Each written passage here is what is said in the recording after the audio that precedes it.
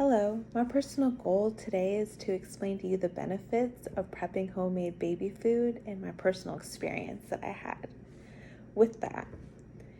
In 2011, I was a stay-at-home mom living in Washington State, and I was really finding the joy in, cooking more at home, having the time to do so, and really using the available resources that Washington had to offer as far as their organics, because that's really what the West Coast prides themselves on. And since I had been cooking so long with organic foods, when it came time to start feeding my son solid food and introducing him to real food, I just wasn't comfortable using Gerber. The first time I had opened up a Gerber baby jar food, I opened it up and it just wasn't the quality that I was just used to seeing in my own kitchen, and it wasn't what I was comfortable feeding my son. And the three main benefits that I took from my experience of prepping homemade baby food would be the nutritional value that making your baby food has, more so than store-bought baby food that has additives and preservatives.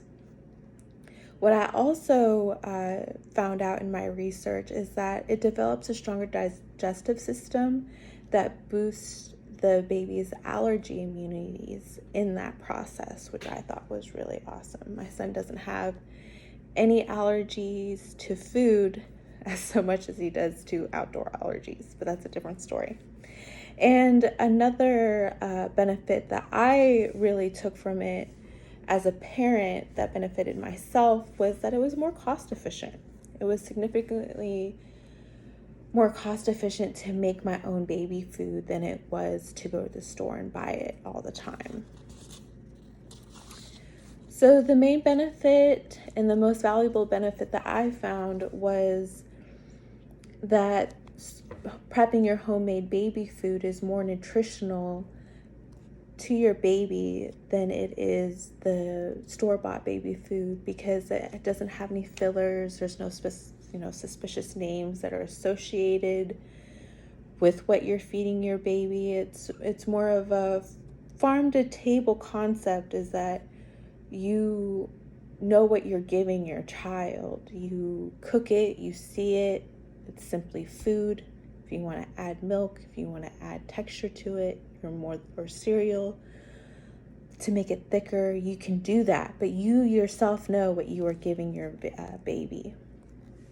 Washington just has organic food available all the time, but what I noticed in Virginia is that Virginia has a lot of good small farmer markets that are available just kind of all over, and it is kind of cool to go out and explore the different ones that are available, because they're all a little different. They have a little different options that are available. In doing some research, I really liked Yana Lowe's blog where why I decided to make my own baby food on Momish. She gave an example that just is really plain as day. This is peas. You can tell this is store-bought. You can tell this is homemade. You can tell by the coloration, and the texture is significantly different. And that is what I experienced. I felt way more comfortable feeding my baby homemade baby food as opposed to store-bought baby food. The second health benefit that I realized that was really beneficial for my son, and most likely will be beneficial for your baby, would be prepping homemade baby food develops a stronger digestive system, and in that it also boosts your baby's immune system. Baby jar food, like I had just shown, just shows lack of texture. It shows lack of taste. But when you start prepping and making your own homemade baby food, you're able to control the texture, and you're able to determine whether your baby might more, solid as opposed to soft. And while you're as your baby gets older, you're able to make the food more solid so that the baby is able to boost its digestive system. What I also found out is that you can't just introduce your baby to all sorts of different foods. There is different food stages as to where you can introduce your baby at different months. I really like this chart. I used a chart very similar to this while trying to figure out what I was going to feed my baby at different stages. You can tell here the 4 to 6 months is a lot of cereals, a lot of grain. But 6 to 7 months is where you're really going to start introducing your baby to different foods like squash, sweet potato, some meat is in there, as well as soy if you want to go more of a vegetarian type of diet. I always, even if you are vegetarian, I like to boost introducing meat because it is good for the baby's brain. And more towards 10 and 12 months, you're going to start introducing your baby to more acidic foods such as spinach, mangoes, raspberries, oranges. And this chart also offers a checklist. But you have to, one fact and one suggestive phase that they also list at the bottom, which I also took advantages of, was that introduce your baby to new foods 3 days at a time. So introduce your baby to, let's say, sweet potato or squash, see what reactions they have to that. Make note if they have any allergy reactions, because then you don't want to keep feeding your baby that.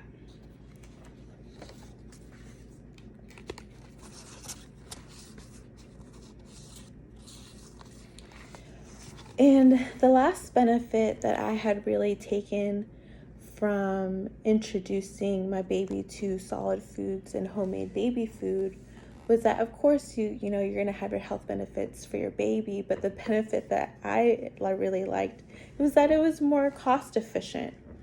You don't have to keep going to the store, and you don't have to keep buying just large amounts of baby food, or even when you start introducing them to pastas and cheese. They have the baby mac and cheese, but like I said, it's more expensive as opposed to just making mac and cheese for your family and then feeding it to the baby. I always say go organic. It might be a little bit more pricey, but it's definitely more beneficial. And use what you already have at home and what you use to go to the grocery store and what you have already bought. Even using frozen vegetables and using frozen fruits is still more cost efficient than just buying what specific baby food they have in the baby aisle. It's also not very expensive to make it on your own. You can already use the tools that are in the kitchen and use safe containers. They have baby safe containers for food, but you can easily use small Tupperware or even use ice trays to portion and then put it in a Ziploc bag when it's done being frozen. I found this video by Natural Mama on YouTube on how to prepare and store baby food, and I think you'll really enjoy it.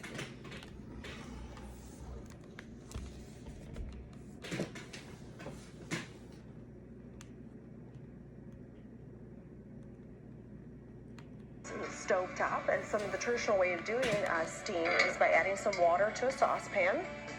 Of course, you want to use filtered water. And then we've got a stainless steel steamer basket with our butternut squash and carrots. So we're going to put that in here, and we're going to close it out and put it on a medium to low heat and let it sit for about 15-20 minutes. Okay, our 20 minutes of steaming is now up. So I'm going to go in here and grab our steamer basket and plop our carrots and squash in a bowl. Voila, doesn't it look pretty? And then what I'm going to do is take a little squeegee here and pick up some of this water, again, that has all the vitamins in it, and pour it in here, because Griffin likes a little bit more liquid puree right now. Okay, then we'll take the immersion blender and start blending.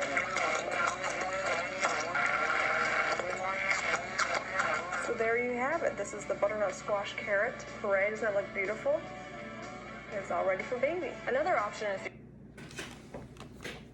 So that was just a short clip of the process. Gives you a little idea of how really simple and easy it is to use what's already available in your kitchen. And that's exactly what I did, and it worked out great.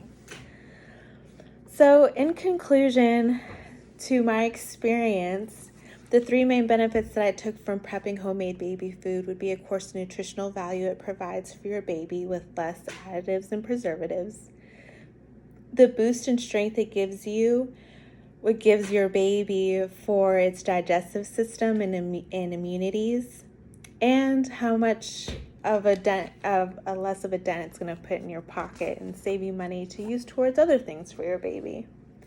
I had a really great time making my son's food, and just seeing him eat and really enjoy it, or what he didn't like, was just an overall really fun experience. And it gave me a lot of reassurance that I was giving him the right food and that he was going to be okay and he was getting the maximum amount of benefits for his health. Thank you.